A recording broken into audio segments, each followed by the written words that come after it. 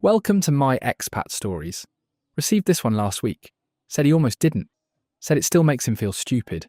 But he reckons if it stops one other bloke from making the same mistake, it's worth the embarrassment. So here it is. If you've ever wanted to believe that good things can happen twice, hit like and subscribe. Because Billy's about to explain why sometimes they can't. Here's Billy. I'm Billy. Well, William. But everyone calls me Billy. Funny Billy, actually. After Billy Connolly.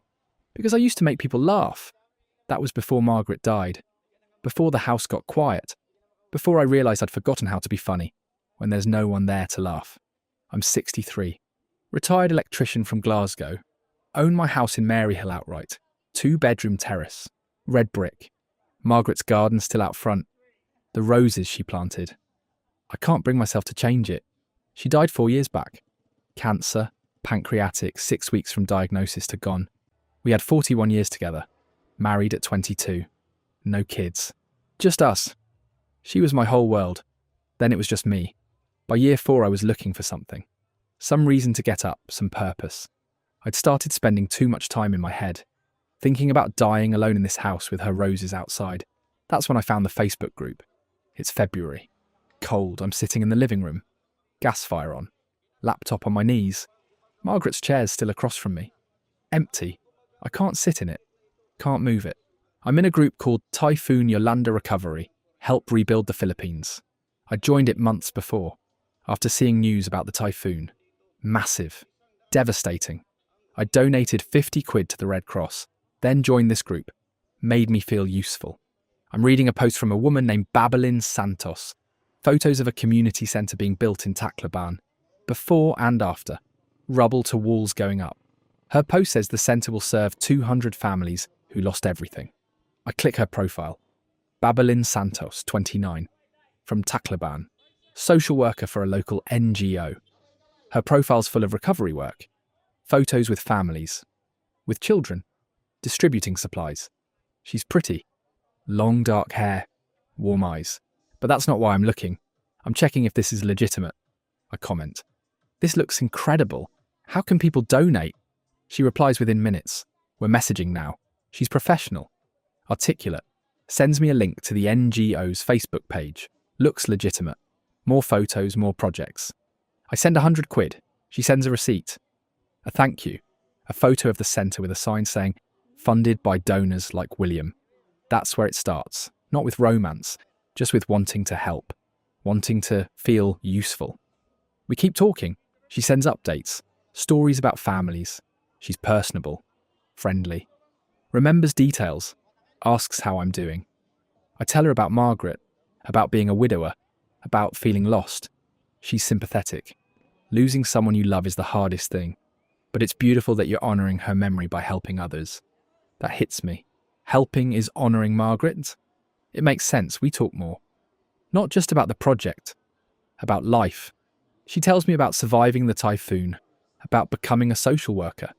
About wanting to help people rebuild. I tell her about Glasgow, about the quiet, about the loneliness, about feeling like my purpose died with Margaret. She says, your purpose isn't gone, sir. It's just changing. You can still do so much good. 3 weeks since the first message. We're talking every day. The community centre's finished. She sends photos. It's beautiful. Kids playing inside, elders on benches. I feel pride, purpose. Babylin messages. Thank you, William. You helped make this happen. I reply, you can call me Billy. Everyone does. Billy, I like that, like Billy Connolly. You just need the right person to laugh again. Maybe. That's the moment, when it shifts from charity to something else. When I realise I'm not just talking to a social worker, I'm talking to someone who makes me feel alive. We keep talking. Every day, she tells me about being single, about wanting someone who values kindness over money, who wants to build something real. I tell her I understand that. Because I do. 2 months now. We're on video calls.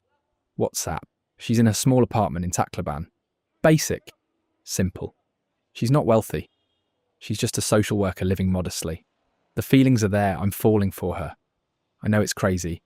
I'm 63. She's 29. But she makes me feel alive. One night she says, Billy, I think you are an amazing man. I haven't felt this connected to someone in a long time. I feel the same way. I know it's complicated, the age difference, the distance.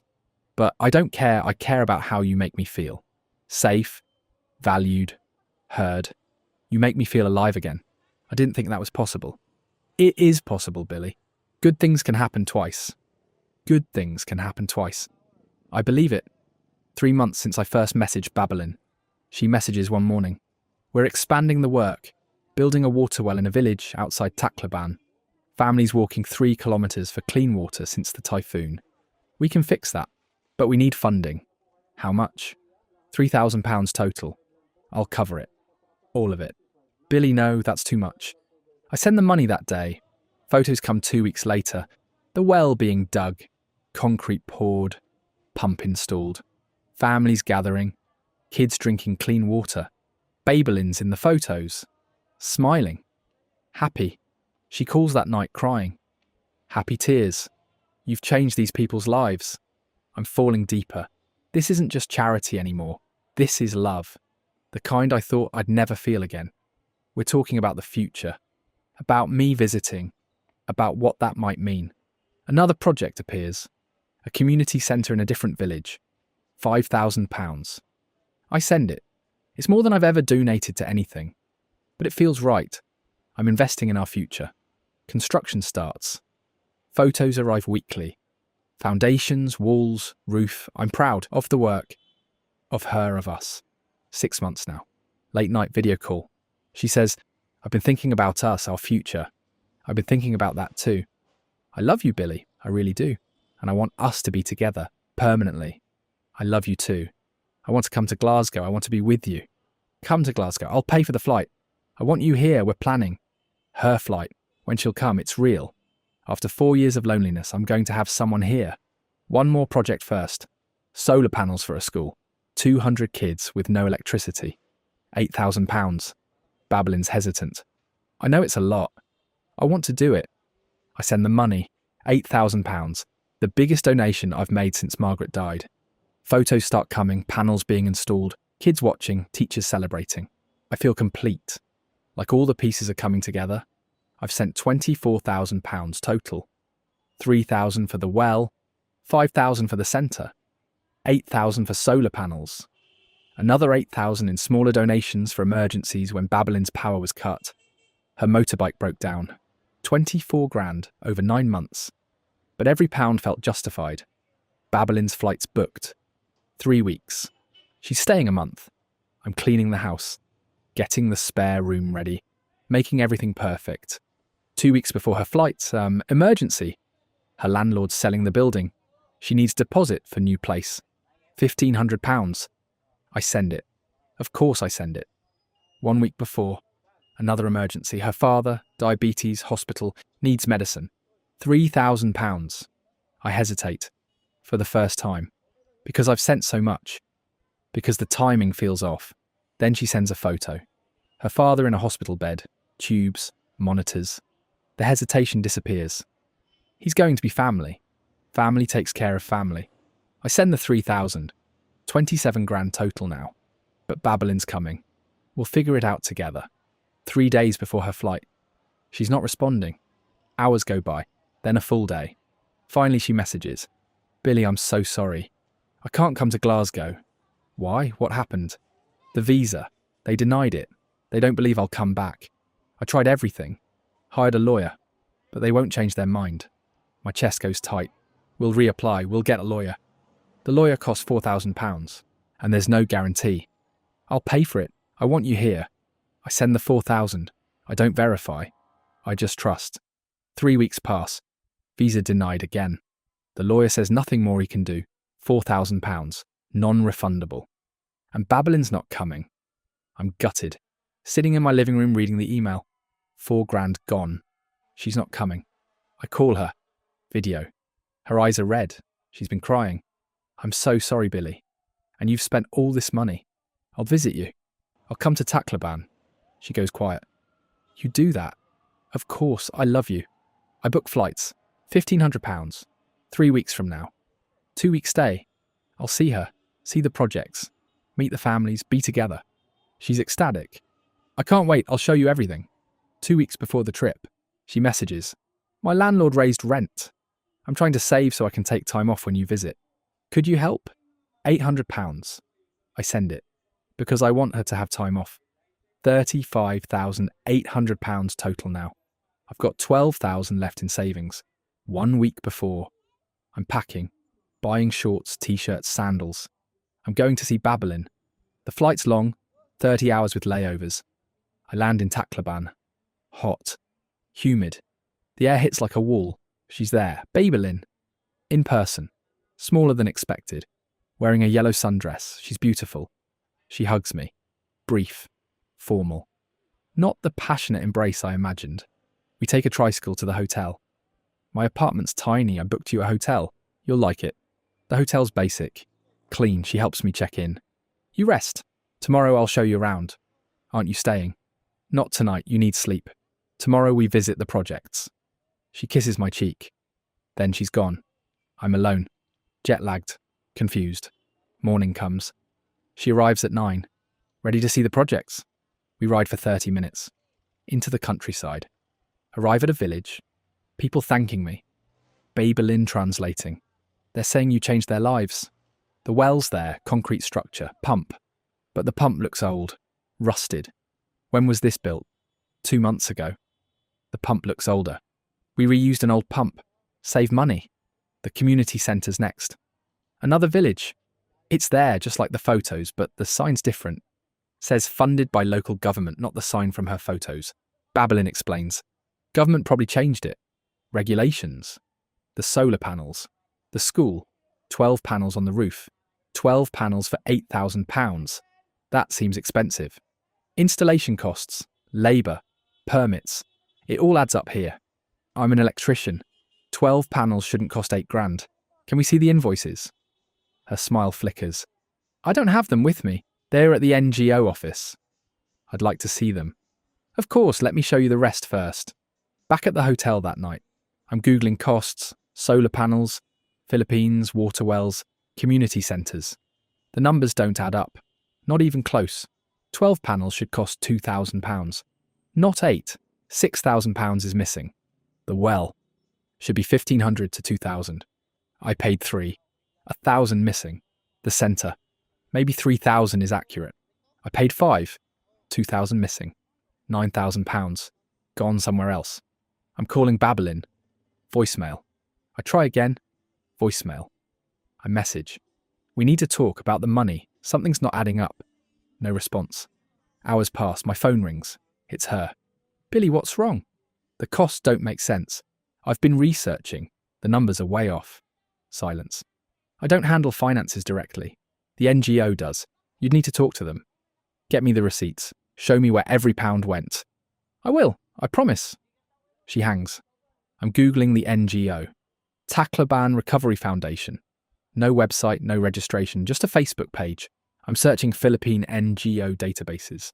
Nothing. No registration. It doesn't exist. The Facebook page is fake. The NGO's fake. The receipts were fake. I can't breathe. I'm 63 sitting in a hotel room realising I've been scammed. £35,800 to someone who doesn't work for an NGO. My phone rings. Babylon. Billy, where are you? I'm at the hotel. I needed to walk, to think. I looked up the NGO. It's not registered. Long pause. That's not true. Maybe you're looking in the wrong database. What's the registration number? I don't have it memorised. There is no office. There's no NGO. Where's my money going? Billy, you're being paranoid. You're jet-lagged. Come back to the hotel. Let's talk. I need proof. Official documents. Receipts. Bank statements. She's crying. If you can't trust me, what's the point? Meet me at the hotel. Face to face. She arrives 20 minutes later. We're in my room. She's on the bed. I'm by the window. I know you're upset, but everything I've told you is true. Then show me. Take me to the NGO office. Billy, I need to tell you something. There's no office. The NGO's more informal. Me and a few social workers. We use Facebook to fundraise. We don't have registration because that costs money. We put everything into projects. So you've been taking donations illegally. The Philippines has different rules. Many small organisations work this way. I sent £36,000 to a fake organisation. She's crying. The money did go to the projects, maybe not exactly as efficiently. Maybe some went to my expenses. But it helped people. How much went to your expenses? Maybe 20%? Maybe 30. I needed to survive too.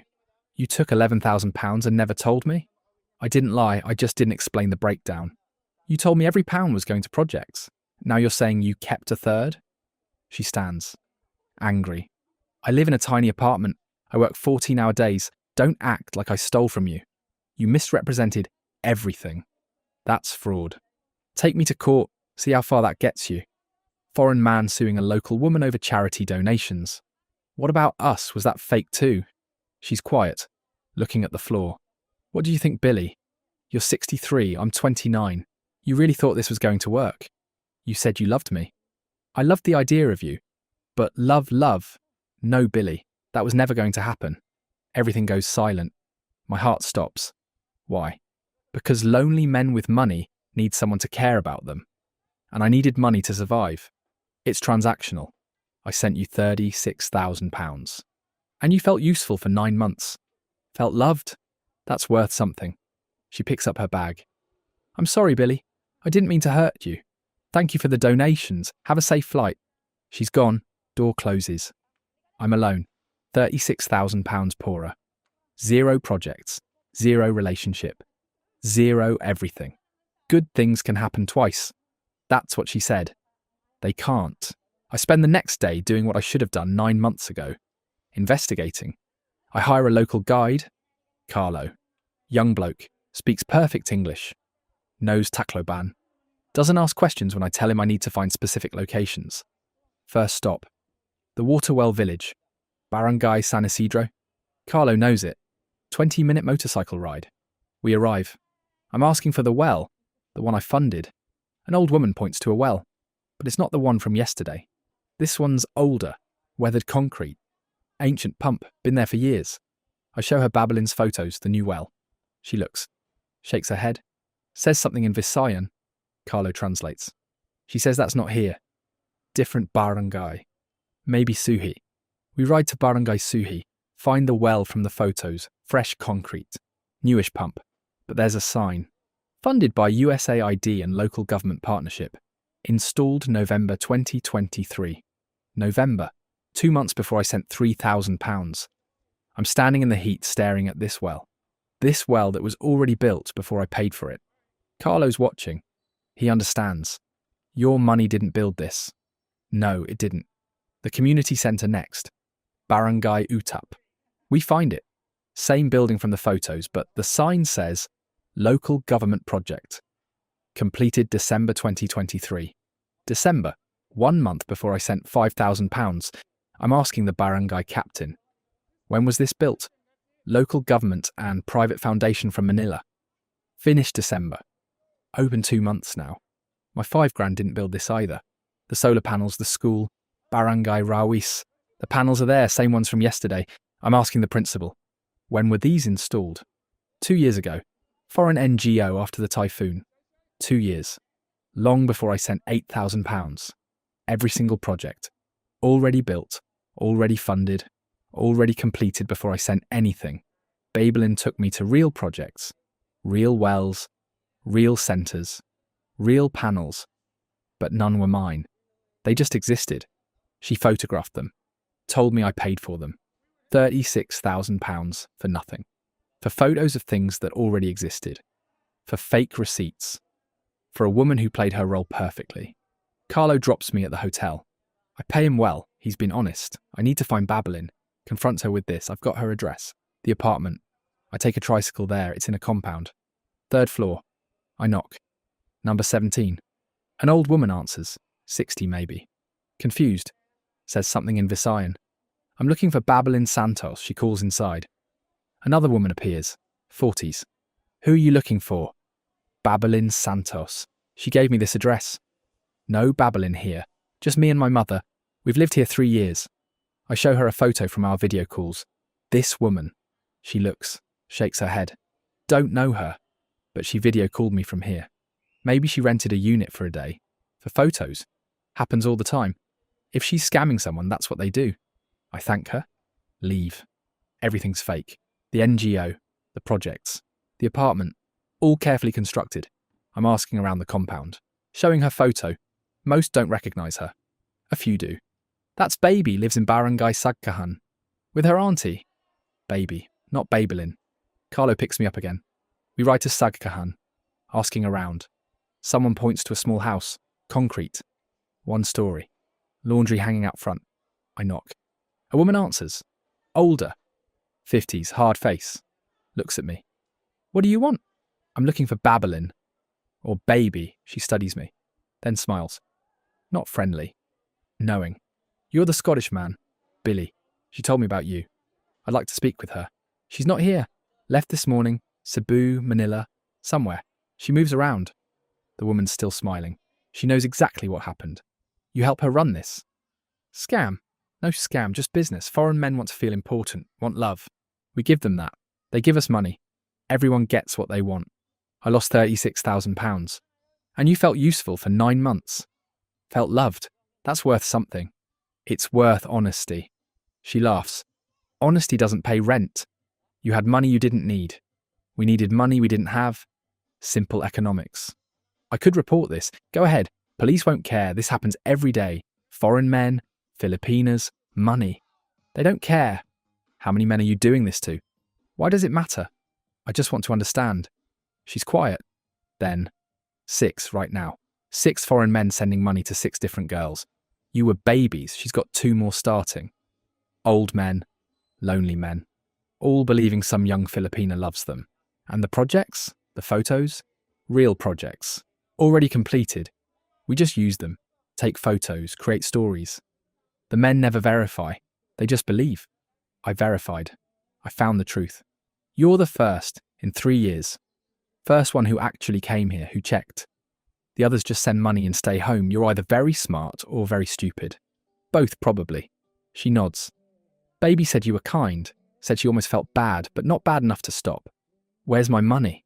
Rent, food, school fees for her kids, medicine, bills, life. Same place your pension goes, different family. She has kids? 3, different fathers. All foreign.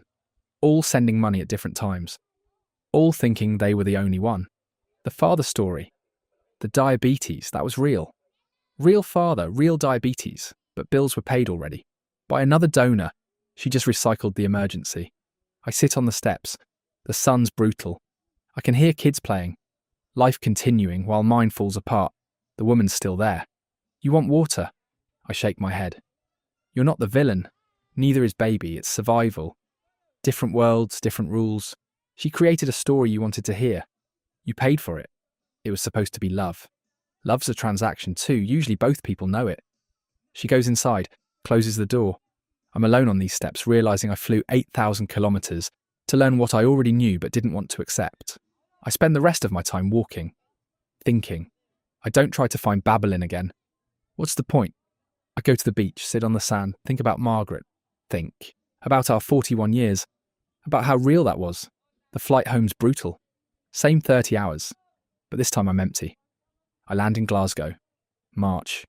Cold. Grey. Raining. Matches my mood. Taxi to Maryhill. My street, my house. Margaret's garden.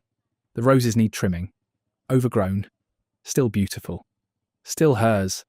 Inside. Everything's exactly how I left it. Margaret's chair. My chair. The quiet. I sit in my chair. Look at hers. Empty. Like it's been for 4 years, like it'll be forever. I tried to fill it. With Babylin. With purpose. With the belief that good things can happen twice. They can't. I called the bank. Transfers were authorised. I sent them willingly. Nothing they can do. I contacted the Philippine embassy. Local matter. Contact Philippine authorities. I did. Never heard back. I reported Babylin's Facebook. Facebook did nothing. It's still there, different name, different photos, same scam. Running on someone else. Total lost. £36,000. All gone, none recoverable. All my fault for believing. I'm still here. Same house, same pension, same life. Just £36,000 poorer and completely done with hoping. My daughter Sarah calls sometimes. She knows something happened. I haven't told her. Too embarrassed. You all right, Dad? I'm fine, love. The lads at the pub noticed I'm quieter. Don't tell jokes anymore. Just sit, drink, listen.